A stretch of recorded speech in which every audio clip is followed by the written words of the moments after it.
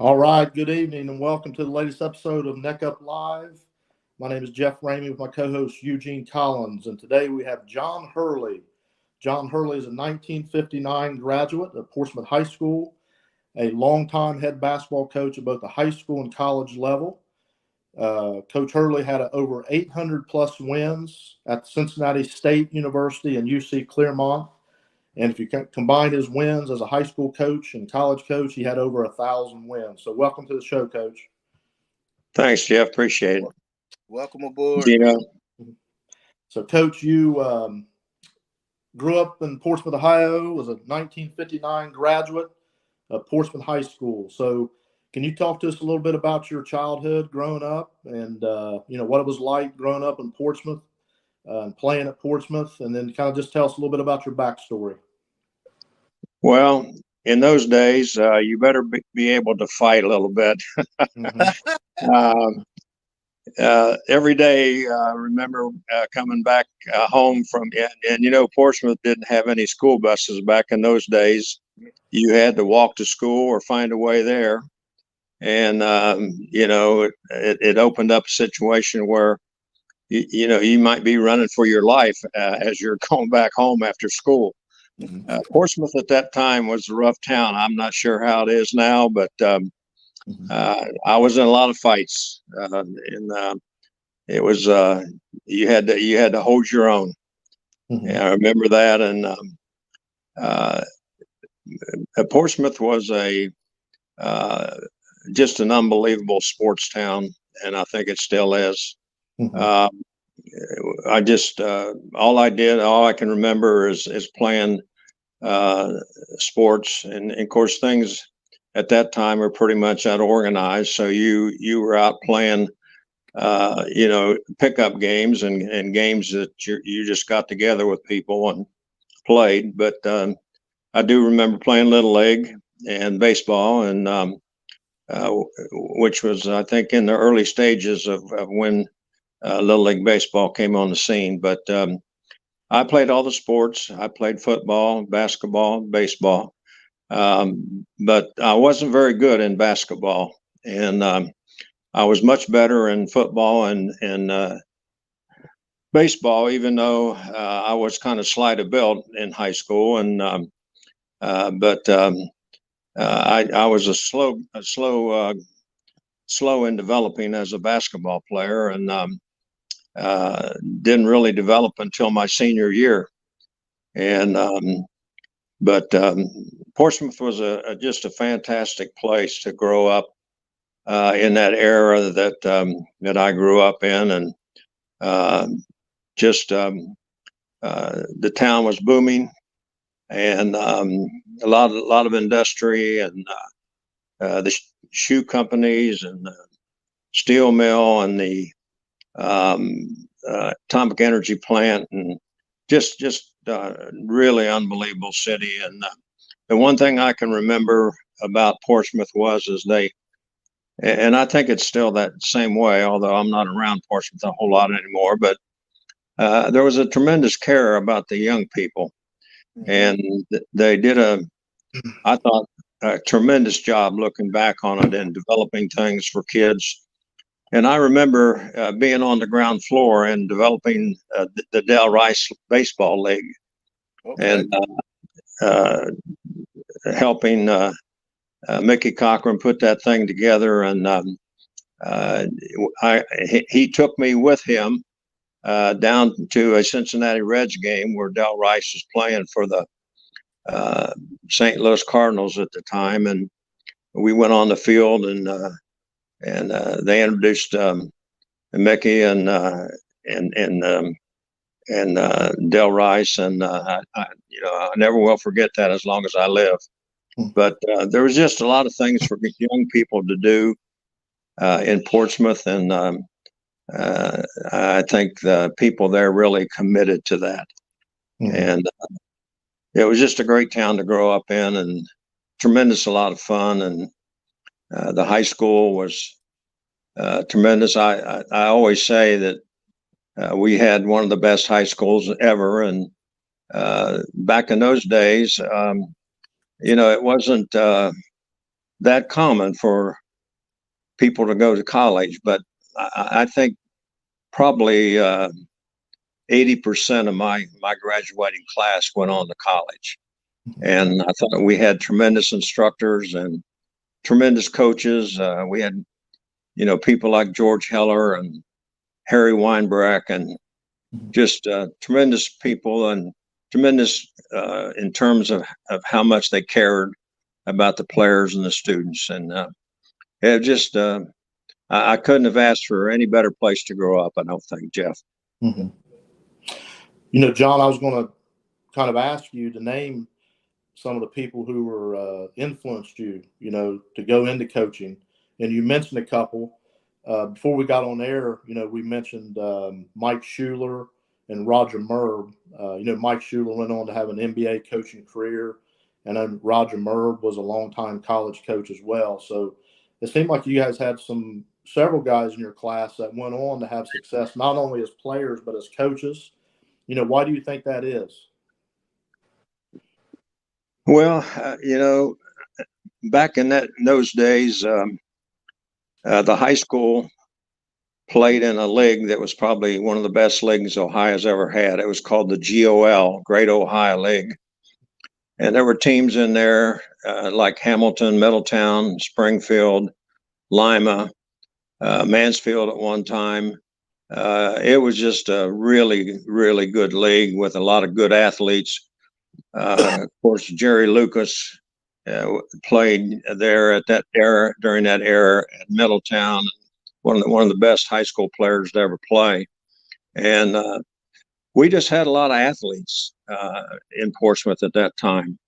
And we had another guy by the name of Ron Shoemate, grew up right across the street from me, and Ron was a couple years ahead of me, but Ron went on and became a college basketball coach, very successful. We had a lot of successful athletes and who later went on into coaching and were very successful. And I don't know. I'm not really sure. There was just seemed to be a lot of good athletes and who had an interest in going into coaching. Roger Merb was a tremendous coach. He was the head coach at Defiance College, had an undefeated season there, and just happened that I was the high school coach at Defiance High School at the same time. So Roger and I were at the same place for, I think, 3 years. And Roger's a very close friend of mine, and we grew up. He lived right next door to Ron Shoemate, and I lived across the street from him. So, and you were an East Ender, and you were an East Ender. You were an East Ender, right? Absolutely. yeah. So was I. So we have that connection. Yeah. So, Coach, if you compile your record and Roger Merb's record and Ron Shoemate's record as coaches, that's a whole bunch of wins. Yes, it is. There's no doubt about that. Yeah, it sure is. And I can remember a couple situations with Ron. He was really a dedicated basketball player, and a very good basketball player at Portsmouth High School. And him and I used to talk quite often, and he was kind of like a mentor to me at times. And he wanted to coach. I mean, that when he was in high school, he knew he wanted to coach, and just very dedicated, and as I said, very successful. Now, was Bruce Johnson in your class? No, he was a couple years ahead of me. Okay, so his class had like 5 guys, I think, that played Division I basketball out of his class. I think you're right. Yes. Wow. He was a heck of a basketball player as well. Yeah. And baseball player. Yes. Yeah, Bruce Johnson played baseball and basketball at Ohio University. Yeah. And I think he was all conference in both sports. So right. So very good athlete. Yeah. Yeah, his son Eric graduated with me, and he had a son KB, both very good athletes. Very good friends of mine. So Yeah. Yeah. Coach, when did you start? When did you start coaching at Cincinnati State? Started there in 1976. Okay, is there a chance that Bob McAdoo would have been at Vincennes at that time, or had he already left and went to North Carolina? Thank goodness for me, he had already left. Yes, Vincennes University was our big rivalry, Right. and they had just an unbelievable junior college program, and they had guys like Foots Walker and Ricky Green and Right. McAdoo and just a whole bunch of other guys that ended up playing in the NBA. And we had some just knockdown, drag out battles. And it took us a few years to catch up to them a little bit, but we I think and maybe this record might still stand, I'm not sure, but we held the best record against them as any other team, and that was always a very proud thing for me because they just had an unbelievable program, and they had a great school and a great gym, and just a lot of fun to play against them. Oh yeah.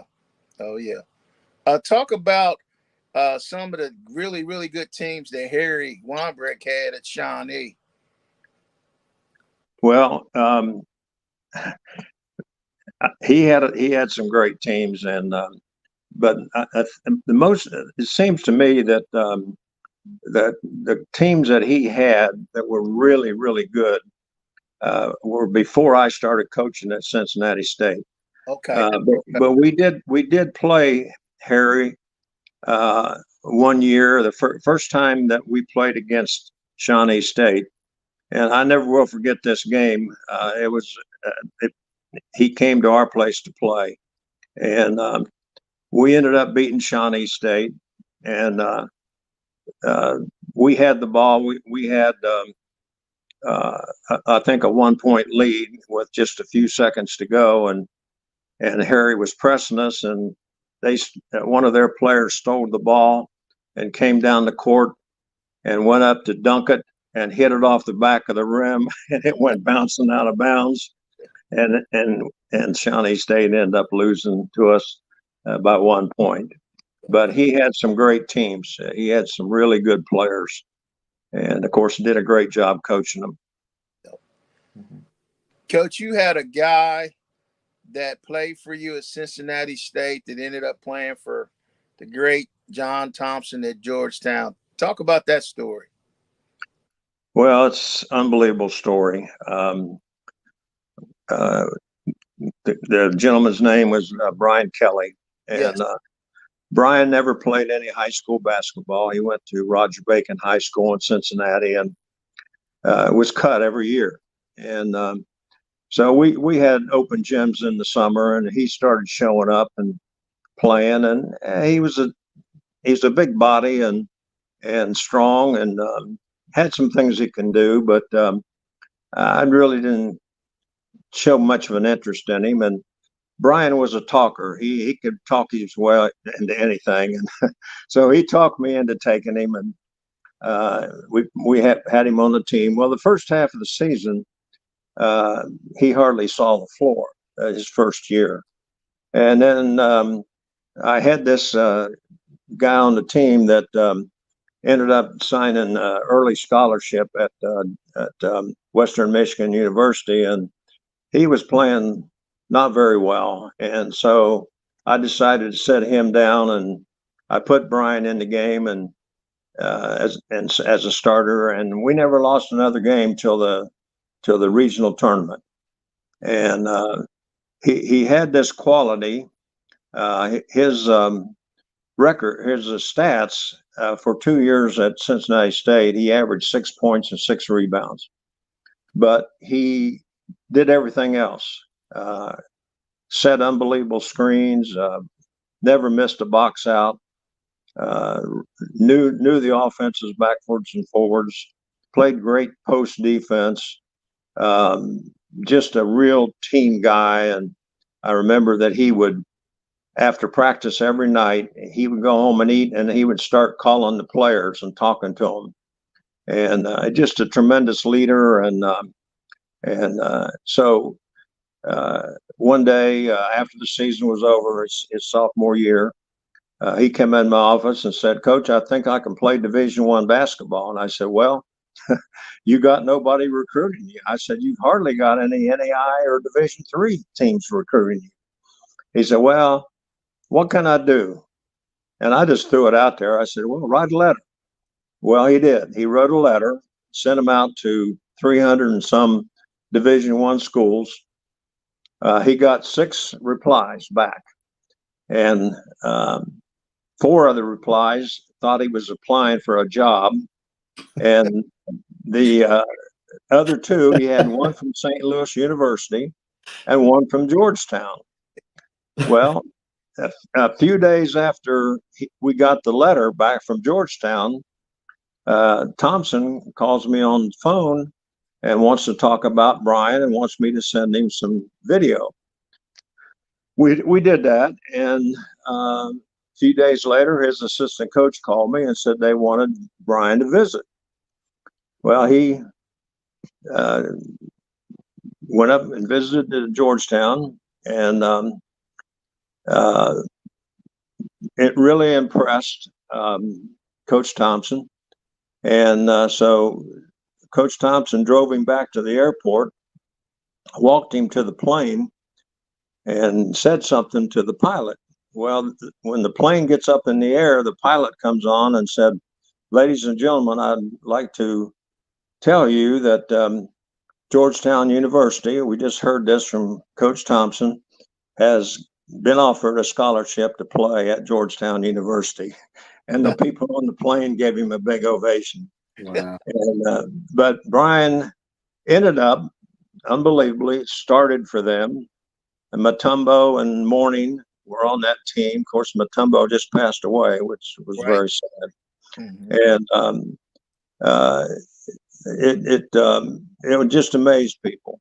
And a friend of mine that was coaching at Hanover University, that was a Division III school, he told me that he was on the elevator with Coach Thompson one time at the Final Four, and he said, "Hey, Coach," he said, "you and I were recruiting the same player." And Coach Thompson said, "Well, who was that?" He said, "Brian Kelly." He said, "I was recruiting him for a Division III school." And Coach Thompson, I spoke with Coach Thompson one time at the Final Four, and we talked about Brian, and he said Brian was one of his most favorite players. And he was just, did everything that needed to be done and maybe nobody else wanted to do on the court. And and I give Coach Thompson a lot of credit because he saw that. Right. And nobody else saw that. And it worked. It worked for him. And Brian was definitely a big asset on that basketball team. Coach, I think that's one of many stories of your career at the college level. You seem to always take on kids that other people wouldn't give a chance, and it seems like everybody that you took a chance on, they always got the benefit of the doubt and ended up doing very well. How did you just have that ability to take chances on kids that nobody else would do? Well, I think the thing that there were a couple of situations there. One is for most of my time at Cincinnati State, we didn't have any scholarships. There were a few years that we did, but the best teams I ever had there were with kids that didn't have a scholarship. Of course, they could qualify for financial aid, but that was one thing. So, I wasn't able to get in on a lot of good kids that would be good junior college players.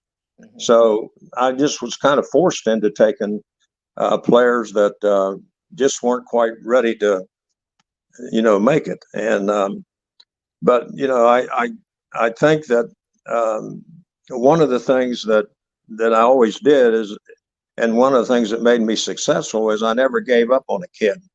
I mean, we might recruit a kid and he'd go somewhere else, and I'd always keep in contact with him and befriend him and show an interest in him and so forth. And that worked for me a lot of times. I'd get those kids back. Right. And so I think development too. One of the things that I learned from George Heller is how to teach the fundamentals of the game. And he was a tremendous coach in that regard, I thought. And I learned a lot of things from him. And I thought our development program was pretty good. I thought we were able to develop a lot of kids.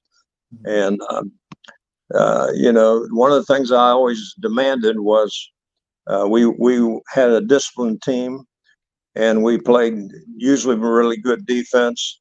Right.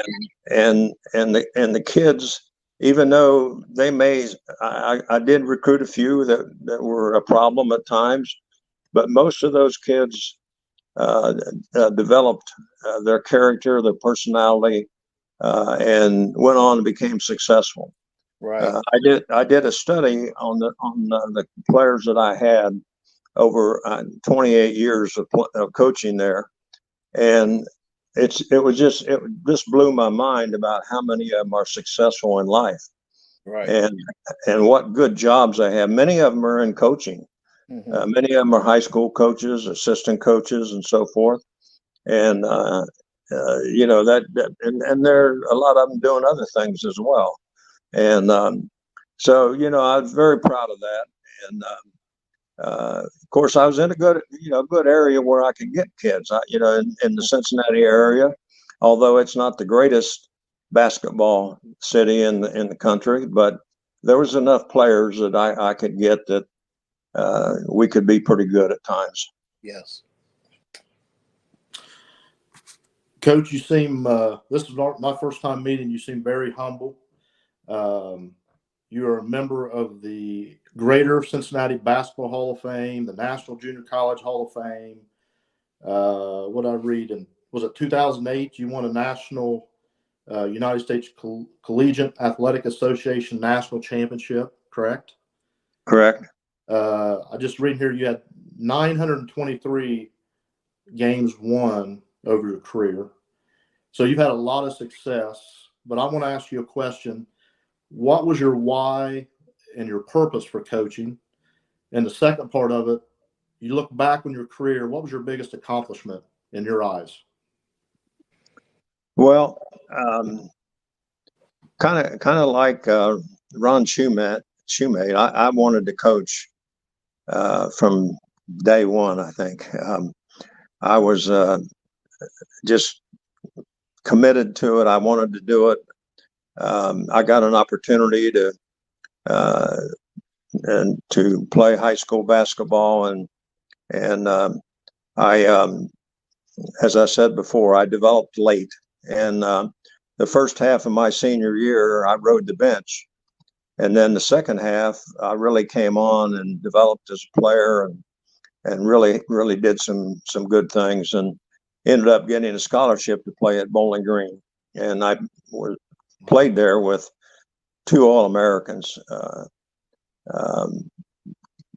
Nate Thurman, who is rated as one of the top 50 players in the NBA ever, and also is in the Naismith Hall of Fame. Howard Comize, who played in the NBA, was an All-American. You may not remember those names, but so I had a great opportunity there to play on the best teams that Bowling Green's ever had. And so I there were a lot of times when, when you're a college student, there's ups and there's downs. And when there was some downs, I was always able to kind of kick myself in the butt and say, hey, I want to coach. And so I'm going to follow this thing through. And So that was a big motivation for me, and just was dedicated to it. But I kind of found my niche, and found my situation that really interests me, and that was in coaching in junior college. And I had opportunities to leave Cincinnati State a couple different times for what you might consider to be higher level jobs. But I love the junior college situation, and I love to see these kids come in and develop, and then go on and be able to play, receive a scholarship, and go on and be able to play at the 4-year level. And I had, I think, over 70 some players that ended up playing at Division 1 through Division 3, and but that just really interests me. I really enjoyed that, and I was a very, very proud of what we were able to accomplish, and just really liked it, really enjoyed it, and that was the thing that kept me going. That was the thing that I really hung my hat on, and I think that that's also that helped me in Cincinnati, because I think we kind of got a reputation that we were able to do that. We were able to take kids who weren't recruited out of high school and turn them into a player that received a scholarship. And so that helped me recruit, definitely. Coach, I don't know how the East End was when you grew up there, but I know when I grew up there, we were kind of looked down upon. We were the poor part of town. I always looked at myself as an underdog. But, you grew up on the East End. You were a late bloomer. Do you think that's maybe part of the reason you connected with the junior college player, maybe a little better? Jeff, I think it was. And, I can remember we divided Portsmouth into 2 sections. It was called the people lived up on the hilltoppers, and then we called the people down on the live where you and I lived. We called them the downtowners. That's what we did back, and I don't know if that's still going on or not. But we were called the River Rats. River Rats, yeah. And so I think that probably had a lot to do with it. That was kind of my story, and so that was a big motivation for me. Can you tell us a little bit about your book? Was it called Coaching Off Broadway? Is that correct? Yes. Okay. Yeah. Well, when I started coaching, I took a high school job right out of college, and I ended up becoming the head coach. I was hired as the assistant, but then the head coach left in the summer, and they promoted me to the head coach. I had no coaching experience whatsoever. And I had played for a couple of good coaches, college and high school. And Harry Weinbreck, I learned a lot from Harry. And but I hadn't coached. And so I went into the library one day, and I was trying to find books where I could learn something maybe about coaching. Well, there wasn't very many books. And there was one book that I was able to get my hands on. It was called Power Basketball by Ed Junker, who coached at the University of Cincinnati. And I took that book and read it, and that was pretty much my Bible for coaching those first couple years.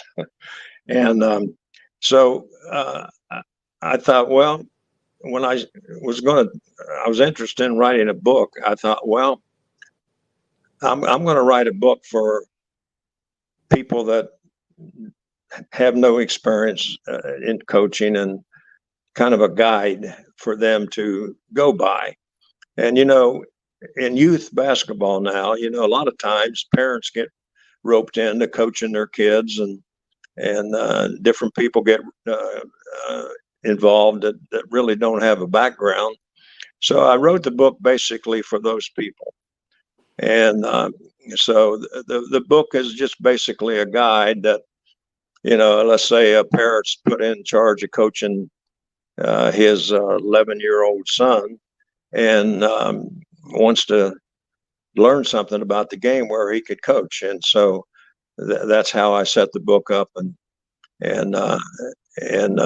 developed it to help those people. And I've got a couple chapters in there where it's a few stories. Of course, the story about Brian Kelly and then that story about Cincinnati State playing the University of Kentucky's JV team.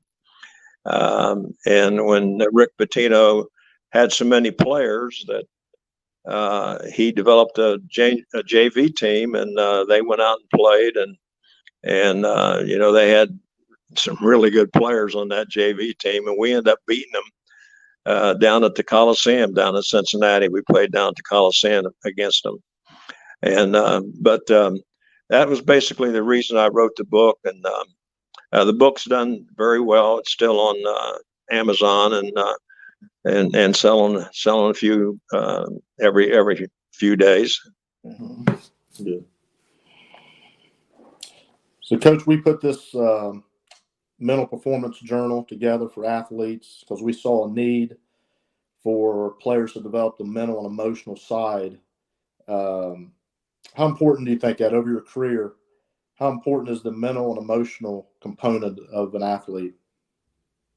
Well, you beat me to it. You beat me to writing this book because I've always thought that's been so important, and it's just it's so much a part of every sport, the mental aspect of it, and you can go off in a lot of different directions about the mental part of it, from things like visualizing. I used to have my players visualize shooting free throws and that kind of thing, and thinking about when they shot the ball that ball's going to go in the basket, and they see the ball going in the basket, things of that type. And then I think it's connected to the motivational part of it, of the game. And I remember when I was a senior in high school, may have been the game that got me a scholarship. But we played Lucasville in the district tournament out at Clay High School, and Lucasville had a tremendous team. They were ranked 16th, I think 16th or something in the state, and they hadn't lost many games. They had, I think, a couple of the Howard brothers, and they had another kid, I can't remember his name now. It was a big kid that ended up playing at the University of Mississippi, and they had a really good team. Well, I had dated a girl from Lucasville, and we had broken up back in Christmas time, and so I was all jacked up about playing against them, and wanted to really do well. Well, of course, she was at the game, and she walked around, make sure I saw that she was there, and I had the best game I think I've ever had. And at one point in the game, I made 5 straight jump shots from what would have been beyond the 3-point line now. And so, that mental part, being connected to motivation, has always been something that has interested me. It's, outside influences sometimes. It has to be a factor, I think, a lot of times with these pro players as well. You take a sport like the NFL, football. I mean, that's a tough game to play, and you got to be motivated to play that game on a week-to-week basis. And so I'm sure that there sometimes are outside things, that influence how you play. And we got a little situation there in Kansas City with the player and the girlfriend, and I'm just wondering how much that affects his play. And she hasn't been in to the last couple of games or so. And so that thing has always interested me. And, consistency is so important in sports and in the play of the individuals. But that comes and goes sometimes. And sometimes it's the motivational thing that makes the difference in how that player plays. And so I'm sure you guys can relate to that somewhat, maybe, and maybe your playing career. Yeah, I was tickled to death to see you guys put this book out, and I think it's really needed, and I think maybe needs to be explored a lot more. And I think you're on the right path here. Thank you. Thank you. Coach, talk about did you spend much time with Bobby Knight? Yes, I did. Well, I spent some time with him. Okay. Yes, through Mike Schuler. Mike was his assistant coach at Army. Okay. And then I'm not sure how long that Mike was his assistant. I don't know. It was a short period of time, though, maybe 1 or 2 years. And then Mike came to Ohio University for Coach Snyder. And then when I came to Ohio University, I made it a special point to try to get every bit of information out of Mike that I could about the things that Coach Knight taught and so forth. And I was able to do that with Mike, and of course Mike had a big influence at that time on the Ohio University program. I think the year before I came to Ohio University, they had beaten Michigan and I think maybe Kentucky in the tournament. And so I'm sure Mike had a big influence on Coach Snyder and the things that were being taught. And then, Dale Bandy was one of the most knowledgeable basketball coaches I've ever been around. He just was a tremendous coach and knew so much basketball. I just had a great opportunity when I was there to do that. But I remember when I went from Ohio University to Defiance High School, and I kept in touch with Mike and Dale on Bandy. And so Mike called me one day and said, "Hey," he said, this was in the summertime. He said, "Hey, you want to go up to Coach Knight's camp? I'm driving up that way." This was when Knight was at Indiana. And I said, "Yeah, I'll go with you." So we went over to his camp, and he had a camp there, someplace now, I forget where it was at exactly, in Indiana. And basically, it was outdoors most of the time. It was being conducted out in these outdoor courts. And I remember that Coach Knight was talking one day to the campers, and he got so riled up and got so excited. He was showing them how to take a charge and all that kind of thing. And he was diving on the concrete and everything else, had big scabs on his elbows and everything else. And then at the end of the day, he asked Mike and I to come to dinner over to his house. So I was able to go over there and socialize with him a little bit. And that was, I never will forget that. Very good. Coach, do you have anything else you want to add or feel like you need to say that you haven't been able to say, or maybe something we haven't asked you that you feel is important to share with our audience?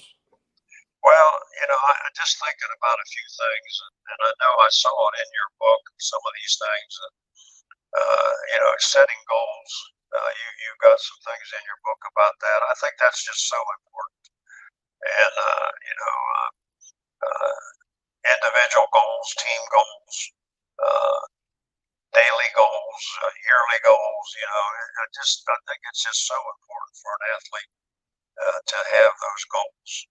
And then, one of the things that you asked me a little bit about being successful at Cincinnati State. One of the things that I did as a coach, and sometimes the players didn't like it, but I was brutally honest with them.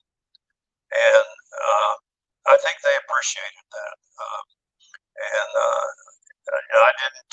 I didn't pull any punches with them in terms of lying to them about anything, and I just told them how I thought it was. And I think they respected me for that, and I think they appreciated that. And one of the things that we did at Cincinnati State, and I did it coaching in high school as well, is I had this thing called the disease of me, and it was developed really by Pat Riley, and it was about teamwork and what you needed to be a team player and all those kind of things, and I taught that each year to my team, and I thought that was something that really helped. And I can remember that before we won the national championship there at UC Clermont, I talked to the players about the disease of me before we played in that tournament. And I think looking back on it, and the players have even told me, they said, "Coach, really glad that you did that, because that probably won the thing for us. It made us, and we were 16 points down at halftime in the championship game, and ended up coming back and winning by 16. So I think it worked for us, the disease of me, and I think there's a lot of talk, and I think it's something that you also have in your book is how you have to be accountable, and I held our players accountable, and I think that if you as a coach don't do that, then I think you're asking for problems, and I think that you're reducing your chances of success. And so I think that's very important. And one of the things that we always did at Cincinnati State and other places is I would make the players run laps, but I wouldn't. If a guy made a mistake, I'd sit him down on the chair, let the other guys run. They didn't like that, but I think that helped build that camaraderie and so forth. And so there are just a few things off the top of my head that we did at the college and high school level.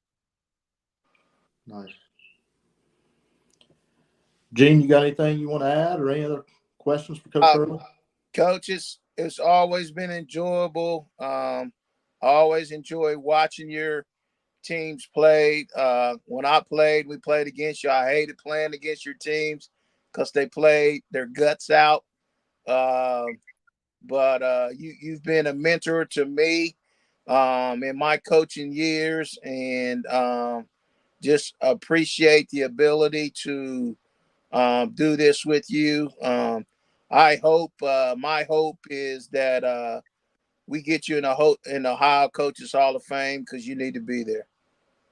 Well, I appreciate that, and I'll fire back at you too, Gino.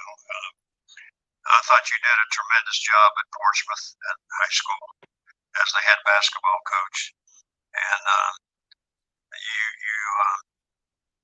you kept that program going. And I know there's a lot of things that I'm sure you're very proud of, and I know you won, I don't know how, 1 or 2 championships, and